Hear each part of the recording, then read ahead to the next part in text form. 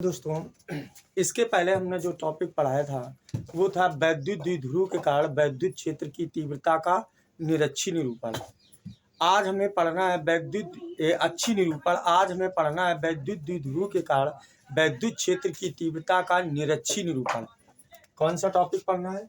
हमें टॉपिक पढ़ना है वैद्युत द्विध्रुव के कारण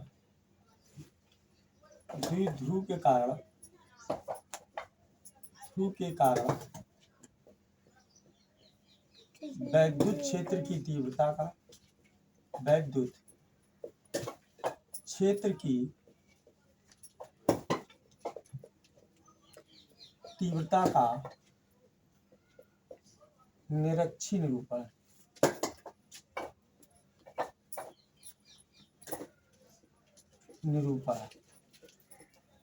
क्लियर? समझ में आ रहा है? वैद्युत द्विध्रुव के कारण वैद्युत क्षेत्र की तीव्रता का निरक्षीय निरूपण। चलते हैं आगे, ध्यान से समझना। इसके पहले हमने बताया था वैद्युत द्विध्रुव होता क्या है।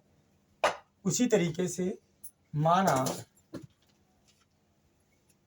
AB एक वैद्युत द्विध्रुव है जो -q और +q आवेश से मिलकर बना है, जिसके बीच की अल्पतम दूरी 2l है। इसके मध्य बिंदु O से r दूरी पर निरक्षीय स्थिति क्या होती है? ध्यान से समझना। जैसे ये एक वैद्युत द्विध्रुव है, ये क्या है? वैद्युत द्विध्रुव, और ये माइनस और ये प्लस है। इसके इस पॉइंट पर अगर हमें वैद्युत क्षेत्र की तीव्रता ज्ञात करनी है तो इसे हम निरक्षीय स्थिति कहते हैं। और अच्छी का मतलब है जैसे ये है और इसके इस पॉइंट पर, तो ये जो लाइन पे है अगर, तो इसे हम अच्छी स्थिति कहते हैं। और अगर हमें इस तरीके का अगर इस पॉइंट पर निकालना है तो इसे हम निरक्षीय स्थिति कहते हैं। तो हमें क्या करना है? वैद्युत द्विध्रुव के कारण वैद्युत क्षेत्र की तीव्रता का निरक्षीय निरूपण करना है। ठीक, तो हमें क्या है? माना AB एक वैद्युत द्विध्रुव है जो -q और +q आवेश से मिलकर बना है, जिसके बीच की अल्पतम दूरी 2l है। इसके मध्य बिंदु से r दूरी पर स्थित बिंदु P है, जहां पर हमें वैद्युत क्षेत्र की तीव्रता ज्ञात करनी है। तो ध्यान से समझिए, A से P की दूरी ये तथा B से P की दूरी ये है। ठीक, अगर ये यहाँ पर इस पॉइंट पर हमें वैद्युत क्षेत्र की क्या ज्ञात करनी है? तीव्रता ज्ञात करनी है। तो ये पूरा कोण, अगर ये कोण थीटा है, ये कोण थीटा है, तो ये कोण 2 थीटा होगा। और इस पॉइंट पर हमें वैद्युत क्षेत्र की P, ये पॉइंट कौन सा है? P है, जहां पर हमें वैद्युत क्षेत्र की तीव्रता ज्ञात करनी है। फिर एक बार ध्यान से समझना। माना AB एक वैद्युत द्विध्रुव है जो -q और +q आवेश से मिलकर बना है, जिसके बीच की अल्पतम दूरी कितनी है? 2l है। इसके मध्य बिंदु से निरक्षीय स्थिति में स्थित बिंदु P है, जहां पर हमें वैद्युत क्षेत्र की क्या ज्ञात करनी है? तीव्रता ज्ञात करनी है। इतनी बात समझ में आ गई? तो यहाँ से यहाँ तक की दूरी l, यहाँ से यहाँ तक की दूरी l, तभी तो ये 2l होगा। अब आपका एक ये त्रिभुज बन रहा है, ये बिंदु O है, ये P है, यहाँ से यहाँ तक की दूरी R है और यहाँ से यहाँ तक की दूरी L है। तो ध्यान से समझना, क्या होता है? कर्ण वर्ग, मतलब AP² बराबर OA² प्लस OP²। तो ये आपका आ जाएगा L² प्लस R² बराबर AP² के। तो AP बराबर आ जाएगा √R² प्लस L²। तो इसकी वैल्यू आपकी आ जाएगी R² प्लस L²। इसी प्रकार, इतनी बात सबके समझ में आ गई? इसी प्रकार ध्यान से समझना, ये दूरी भी आपकी हो जाएगी √R² प्लस L²। इतनी बात सबके समझ में आ रही है? फिर एक बार देख लीजिए। माना AB एक वैद्युत द्विध्रुव है जो -q और +q आवेश से मिलकर बना है, जिसके बीच की अल्पतम दूरी 2l है। इसके मध्य बिंदु O से निरक्षीय स्थिति में स्थित बिंदु कौन सा है? P है, जहां हमें वैद्युत क्षेत्र की तीव्रता ज्ञात करनी है। अतः A से P की दूरी √R² प्लस L² तथा B से P की दूरी भी कितनी हो जाएगी? √R² plus L²। तो ध्यान से समझना, दिए चित्र में या इस तरीके से ना लिखे तो इस तरीके लिख लीजिए माना ए बी एक वैद्युत द्विध्रुव है, एक वैद्युत द्विध्रुव है जो माइनस क्यू आ प्लस क्यू आवेश से मिलकर बना है, आवेश से मिलकर बना है जिसके बीच की अल्पतम दूरी कितनी है, 2l है। बीच की अल्पतम दूरी क्या है, 2l है। इसके मध्य बिंदु O से निरक्षी स्थित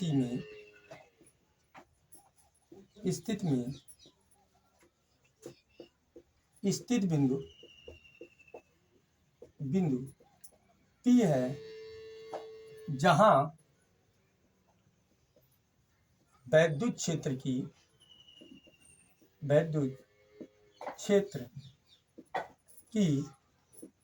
तीव्रता ज्ञात करनी है। इतनी बात समझ में आ रही। अर्थात P बिंदु पर हमें वैद्युत क्षेत्र की क्या ज्ञात करनी है, तीव्रता ज्ञात करनी है। अतः A से P की दूरी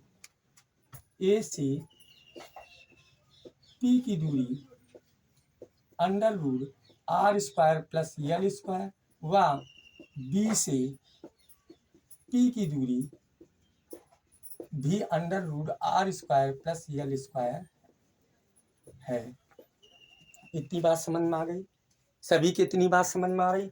अब क्या होगा, माइनस क्यू आवेश के कारण P बिंदु पर वैद्युत क्षेत्र की तीव्रता या A सिरे के कारण P बिंदु पर वैद्युत क्षेत्र की तीव्रता और B सिरे के कारण P बिंदु पर वैद्युत क्षेत्र की तीव्रता। तो यहां लिखेंगे माइनस क्यू आवेश के कारण P बिंदु पर क्या निकालना है हमें, वैद्युत क्षेत्र की तीव्रता क्या हो जाएगी, यहां हो जाएगी E1 बराबर 1/4 पाई एप्सिलॉन0 Q अपान क्या होगा, दूरी कितनी है, √r² प्लस l² का होल स्क्वायर। तो आगे क्या हो जाएगा, 1 ये आ जाएगी 4 पाई एप्सिलॉन0, ये आ जाएगा Q अपान r² प्लस l²। ये स्क्वायर कैंसिल हो जाएगा, तो आपकी क्या आ जाएगी 1/4 पाई एप्सिलॉन0 Q अपान r² प्लस l²। इतनी बात समझ में आ गई। अब हम क्या करेंगे, प्लस क्यू आवेश के कारण P बिंदु पर वैद्युत क्षेत्र की तीव्रता। तो अब हम यहाँ लिख लेंगे प्लस क्यू आवेश के कारण P बिंदु पर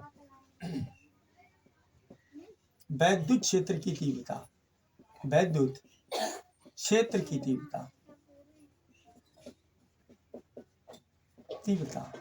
क्या हो जाएगी दोस्तों, ये हो जाएगी E2 बराबर 1 ये आ गया 4 पाई एप्सिलॉन0, ये आ जाएगा Q अपान √r² प्लस l² का होल स्क्वायर। तो ये आपकी फिर वही आ गई 1/4 पाई एप्सिलॉन0, ये आ जाएगा Q अपान r² प्लस l²। ध्यान से समझना दोस्तों, जो इस माइनस Q के कारण P बिंदु पर वैद्युत क्षेत्र की तीव्रता है, वही आपकी प्लस Q आवेश के कारण P बिंदु पर वैद्युत क्षेत्र की तीव्रता है। तो अब हम क्या मान लेंगे, यहां मान लेंगे माना E1 बराबर E2 बराबर कितना है 1/4 पाई एप्सिलॉन0 Q अपान ये है r² प्लस l², और इसकी वैल्यू हम किसके बराबर मान लें, x के बराबर। समझ में आ रहा है, E1 बराबर भी वही है और E2 बराबर भी आपका वही है। तो हमने क्या मान लिया, माना E1 बराबर E2 बराबर 1/4 पाई एप्सिलॉन0 Q अपान r² प्लस l² बराबर किसके मान लिया, x की। अब ध्यान से समझना, अब हमें किस बिंदु पर निकालनी है, P बिंदु पर परिणामी तीव्रता। अब हमें निकालनी है P बिंदु पर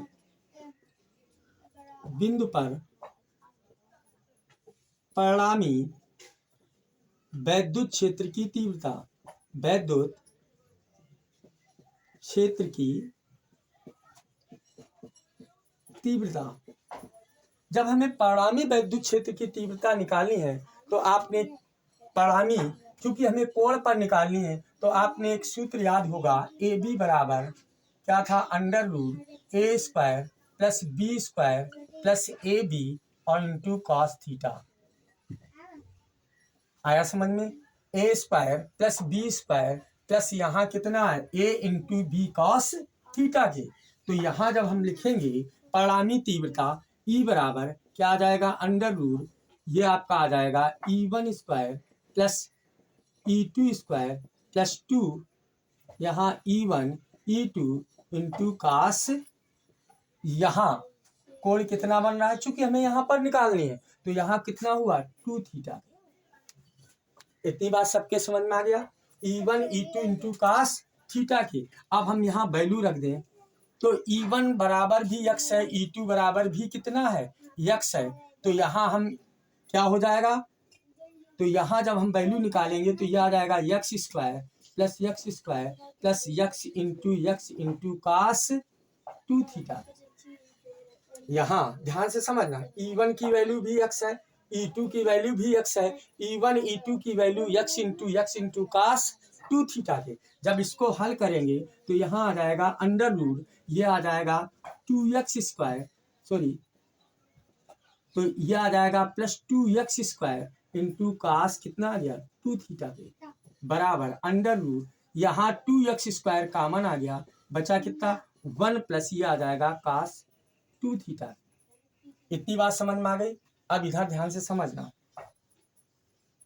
यहाँ और थोड़ा कर नीचे कर दे रहे हैं, अंडर रूट ये आ जाएगा 2x स्क्वायर कोष्टक में आ गया 1 प्लस कास 2 थीटा का सूत्र क्या होता है, कास 2 थीटा का सूत्र होता है 2 कास स्क्वायर थीटा माइनस 1 के। तो यहाँ आपका आ जाएगा 2 कास स्क्वायर थीटा माइनस 1 के। अब इधर ध्यान से समझना, ये माइनस कैंसिल हुआ, अब आ जाएगा अंडर रूट, ध्यान से समझना, तो ये आ गया 2x स्क्वायर। अब यहाँ बचा कितना 2 कास स्क्वायर थीटा। ये देख लीजिए ध्यान से, 2 बाहर निकल आया, अंडर रूट ध्यान से समझना है, ई बराबर यहाँ आपका आ गया 2x square into 2 cos square theta, ये आपका आ गया। तो यहाँ 2 आ गया, बाहर निकल आया 2 और 2 एक जोड़ा बन गया, x से x बाहर निकल आया और कास थीटा से एक आपका कास थीटा बाहर निकल आया। अब हम इसमें x की क्या कर देंगे, वैल्यू रख देंगे। फिर एक बार ध्यान से समझना, क्योंकि हमें कोण पर निकालना था तो कोण पर आपका सूत्र होता है ए बी बराबर, ध्यान से समझना दोस्तों, ये होता है A square plus B square plus 2ab into cos theta की। क्या होता है, A square plus B square plus 2ab into cos alpha के। तो वही सूत्र यहाँ, चूंकि कोण पर, यहाँ कोण पर हमें क्या निकालनी है, वैद्युत क्षेत्र की तीव्रता ज्ञात करनी है। तो फिर एक बार ध्यान से समझना, तो P बिंदु पर परिणामी वैद्युत क्षेत्र की तीव्रता हो जाएगी E बराबर E1 square plus E2 square plus ये आ जाएगा 2E1 E2 इंटू कास, यहाँ कोण कितना बन रहा है 2 थीटा, तो x जुड़ गया 2x स्क्वायर, तो ये आ गया 2x इंटू x का गुणा हुआ x स्क्वायर और कास 2 थीटा, 2x स्क्वायर कॉमन आ गया, आपका बचा कितना 1 प्लस कास 2 थीटा। अब कास 2 थीटा का सूत्र होता है 2 कास स्क्वायर थीटा माइनस 1, 1 से 1 कैंसिल हो गया, तो ये आ गया 2x स्क्वायर गुणा 2 कास स्क्वायर थीटा के। अब 2 का एक जोड़ा, ये आपका आ गया 2 का एक जोड़ा हो गया, x स्क्वायर का x आ गया और कास स्क्वायर थीटा का कास थीटा आ गया। अब हम इसमें वैल्यू रख दें तो E बराबर किसकी, x की वैल्यू किसके बराबर 1/4 pi epsilon not q upon r square plus y square. तो यहाँ हम रख दें 2 गुणा, यहाँ आ जाएगा 1 ये आ गया 4 पाई एप्सिलॉन नॉट, ये आपका आ गया q अपान कोष्टक में r square plus y square, ये वैल्यू x की है। अब इधर ध्यान से समझना दोस्तों, कास थीटा बराबर तभी तो ये बहिष्कोण था, इन दोनों कोणों के योग के बराबर, तभी तो ये 2 थीटा हुआ। क्लियर। अब आ जाइए कास थीटा बराबर होता है आधार बटे कर्ण, आधार आपका यल है, इस तरीके का त्रिभुज ये आपका यल है और ये है under root r square plus y square. तो सूत्र क्या होता है, कास थीटा बराबर होता है आधार बटे कर्ण। कास थीटा बराबर क्या होता है, आधार बटे कर्ण। तो आधार है कितना, यल, और कर्ण कितना है, under root r square plus y square. इतनी बात सबके समझ में आ रही है। आगे आ जाइए। तो ई बराबर यहाँ हम रख रहे हैं 1/4 पाई एप्सिलॉन नॉट। अब ये आपका Q इंटू ये आपका 2 इंटू ये आपका यल बटे। अब इधर ध्यान से समझना दोस्तों, ये आपका यक्स गुणा अंडर रूट, अगर यक्स है तो यक्स की घाते 1 और यक्स की घाते 1/2 गुणा में घाते जुड़ती हैं तो यक्स की घाते 1 + 1/2 अर्थात यक्स की घाते 3/2।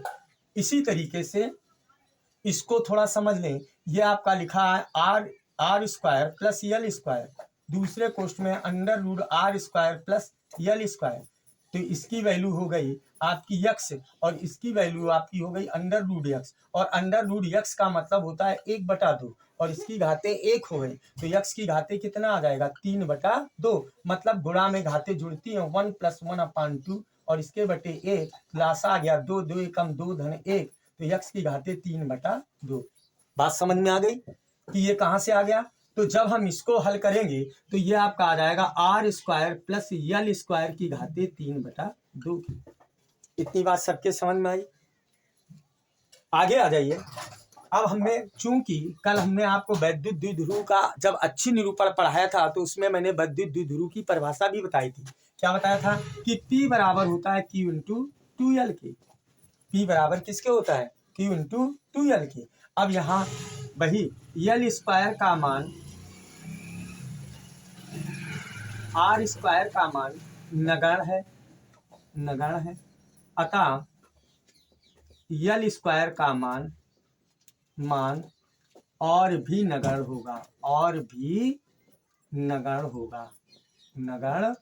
होगा, अतः यल स्क्वायर को छोड़ देने पर, इतनी बात समझ में आ रही। हमने क्या किया है, यल स्क्वायर को छोड़ देंगे। जब यल स्क्वायर को छोड़ देंगे तो ई बराबर आ गया 1/4 पाई एप्सिलॉन नॉट, और इसकी वैल्यू किसके बराबर हो गई, P के बराबर। तो यहाँ हो गया P अपान, और जब यल स्क्वायर खत्म हो जाएगा तो आर स्क्वायर की घाते कितनी आ जाएंगी, 3/2। इतनी बात सबके समझ में आ गई। अब क्या होगा, तो ई बराबर ये आपके आ गया 1/4 पाई एप्सिलॉन नॉट, ये आ गया P, आर स्क्वायर ये खत्म हो गया तो आर घाते कितना आ गया, 3 के। ये आपका डेरिवेशन सिद्ध हो गया क्या, कि वैद्युत द्विध्रुव के कारण वैद्युत क्षेत्र की तीव्रता का निरक्षी निरूपण। तो दोस्तों अगर मेरी क्लास आपको अच्छी लग रही हो तो हमारे चैनल को लाइक करिए, सब्सक्राइब करिए। दोस्तों बहुत मेहनत से हम वीडियो बनाते हैं आप लोगों के लिए, अर्थात हमारा सपोर्ट करिए। जय हिंद।